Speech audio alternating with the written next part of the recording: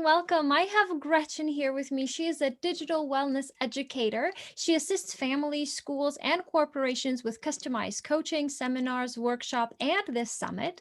She empowers individuals in identifying and reaching their family's personal digital wellness goals. Gretchen, welcome.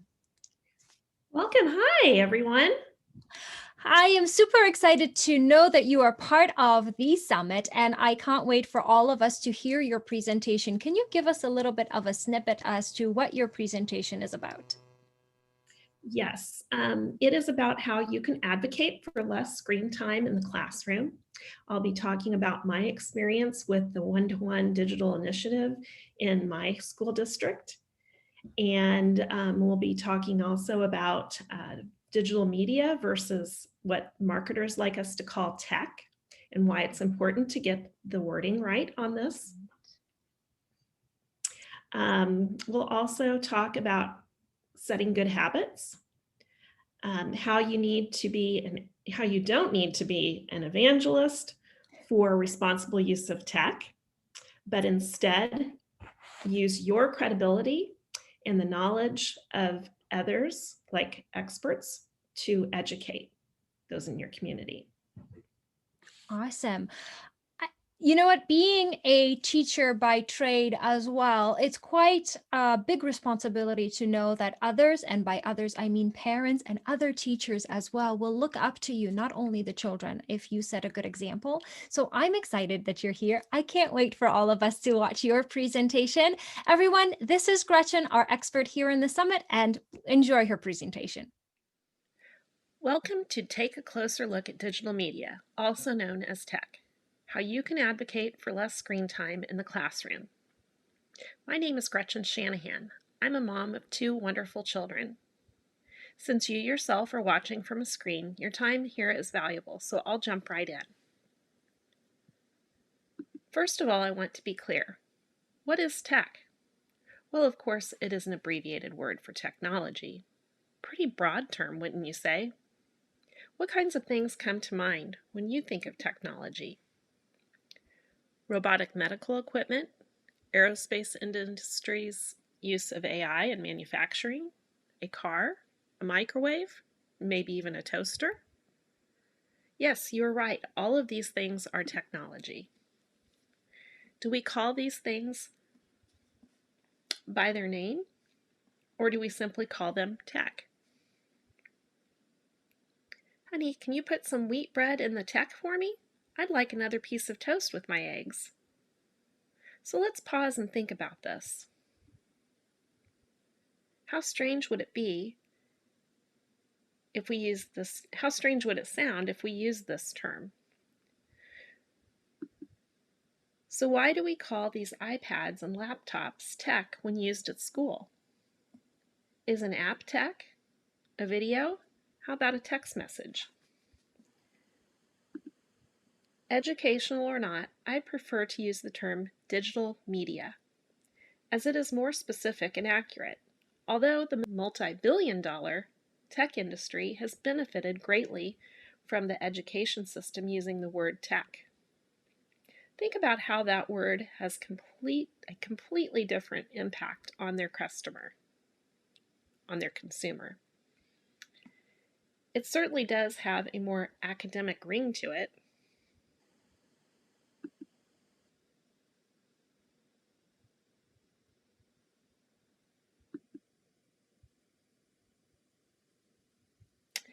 My kids have always been low tech. My children were first given their own personal digital media device in first grade. Yes, they both got iPads. It was a well-intended and generous gift from those we love. However, due to my own experience with a television, a laptop, and a smartphone, I was an early adopter of the first iPhone. And with my own challenges keeping digital media in its place, something made me uneasy. Still others said, it'll be fine. And, oh, I think Apple has some simple parent settings. So I dove deep into figuring this all out and realized most digital media available was not designed for children.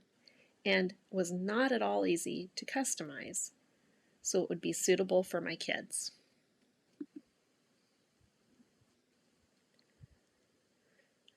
I ended up removing things like the news app that came out of the box loaded on each iPad. I also removed the internet browser and music app, and I did my research on what apps did not contain crowdsourced content. Hello, no YouTube for my kids. Now my kids had an exciting new gadget that wouldn't become a slippery slope for them or me. I have to tell you, I am proud of this. I am by no means a perfect parent, nor do I have all the answers. I'm just as goofy and novice at parenting as the next person, but I trusted my instincts over someone else's. I listened to my maternal instinct, not a warm, fuzzy advertisement about a world of possibilities at my kids' fingertips. I'm not saying there isn't a world of possibilities either, but by now, I think we all know this must be curated and managed by parents. So now you know how my family first began with personal digital media in the home. I'd also like to say that habits, good or bad, begin with ourselves. Make this your mantra in all that you do. Go ahead, say it. Good habits begin with me. Like me, you won't be perfect, but you'll be a better you, and then your children will follow. My other mantra is show, don't tell. I find that one especially challenging to do, but so important. So let's talk about school. My children's school district began one-to-one or digital learning when my kids started kindergarten. So each student was given an iPad. At first, I wasn't too concerned. After all, entering the school system is a big transition for child and parent. I thought there couldn't be much time left in a day for screen time, considering all the various socialization and sensory and development objectives and tasks to be done.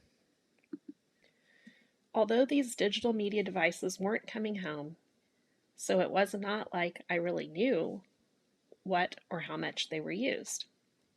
As I eventually learned, neither did the school district administrators, or anyone for that matter, because there was no screen time app at that time, or anyone or anything monitoring students' time or usage.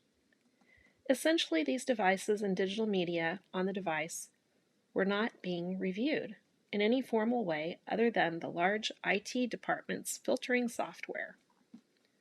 Eventually, we were told the filtering software would never be 100% effective anyway.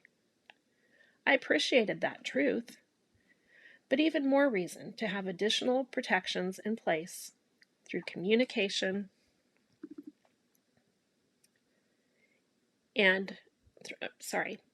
through communication with teachers and parents, right?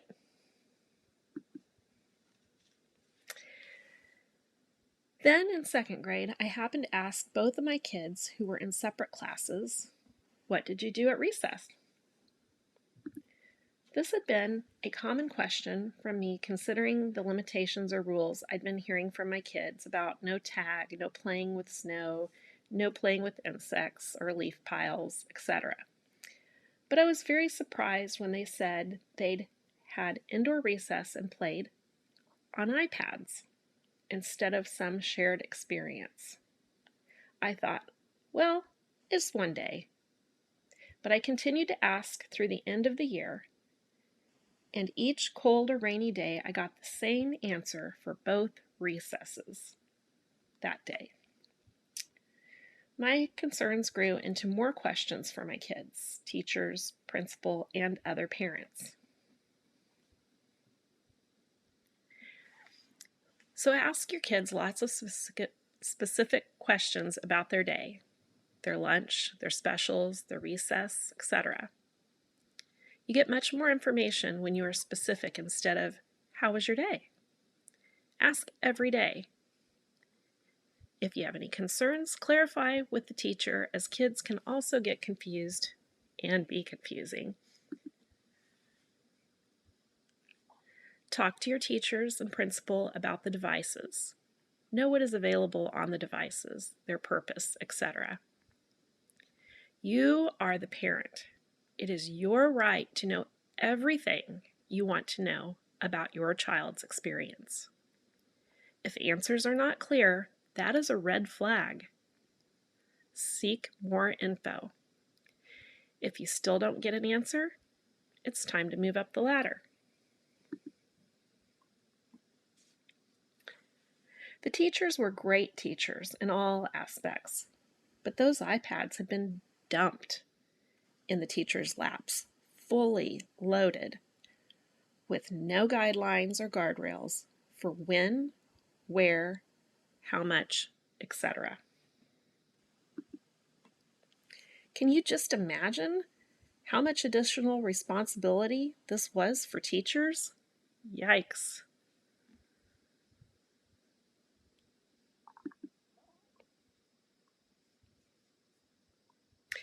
At the same time as all of this was happening, I was aware of acquaintances and friends who had much access online via home devices. From them, I'd heard countless personal stories of children exposed to something they weren't ready for, or worse. And I'd even noticed some children modeling unwanted behaviors from videos they'd seen via digital media.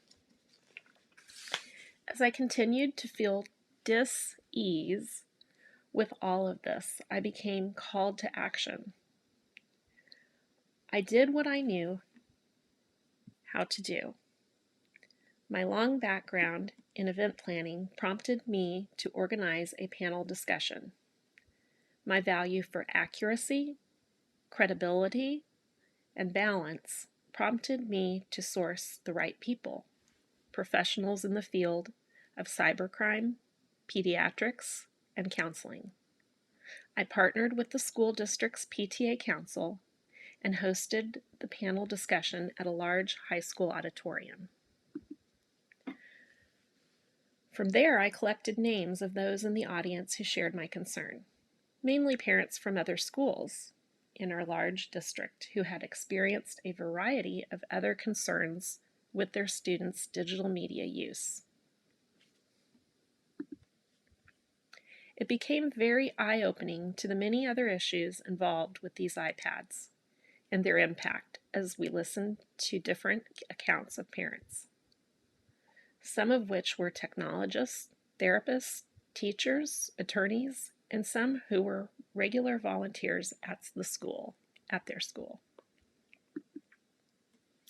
Ironically, these were all parents I'd never met before, but quickly agreed our best approach was to reach out to our designated Board of Education members about our concerns.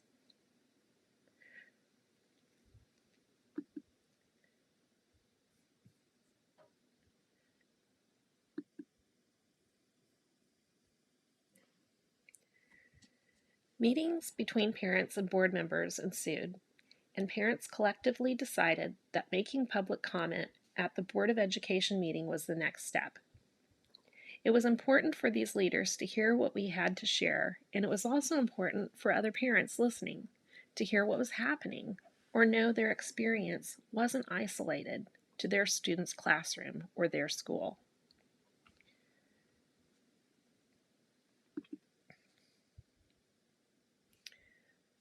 So again, as you can read on this slide,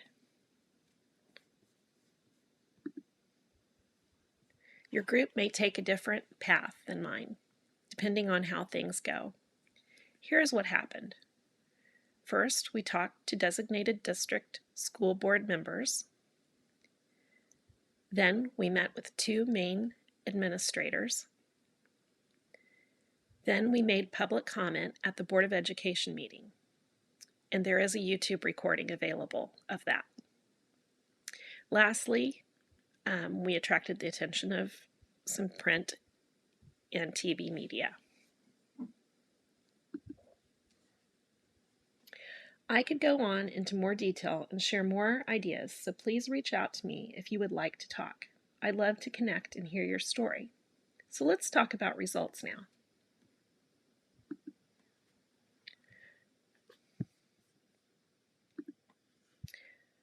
For 4 years, parents saw no document provided by our schools or district except for a responsible use policy outlining our very young students' responsibility for the care of their personal device. So again, this outlined our young students' responsibility for the care of their personal device. However, after taking the steps I have shared with you, our school district responded and now has a very basic and simplified model available on their website. And school administrators have been provided a list of recommendations.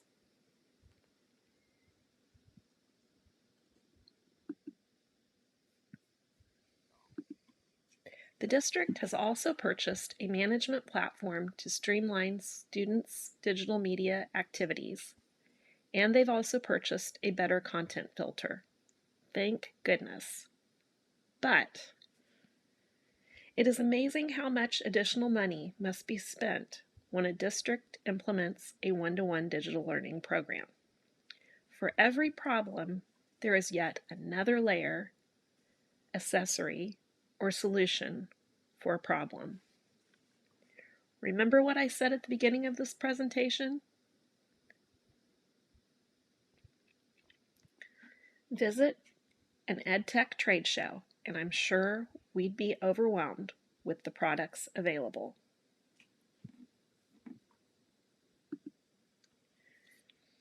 So what are some needed improvements? As you and I know, a kindergartner does not need an iPad to learn or be prepared for graduation, as EdTech marketers would like you to believe. So if my district continues to issue little children digital media devices, they could use a better model. The best model our parent group has found is every school's EdTech triangle. Visit everyschool.org for the best information we've found anywhere. In addition to a model, we need explicit communication to parents about which digital media will be utilized and for what purpose. Parents should see everything their child has access to on their device. I mean, wouldn't you want to know how many apps are there and which ones at least? I could go on with suggestions, but I hope this gives you hope and helpful ideas for how to address your concerns. We all know how that little bit of time we plan to use a TV, gaming system, iPad, or smartphone can turn into much more, and we know how it can add up between school and home. Let's all pay attention and speak up for our young students. Thank you and have a great day.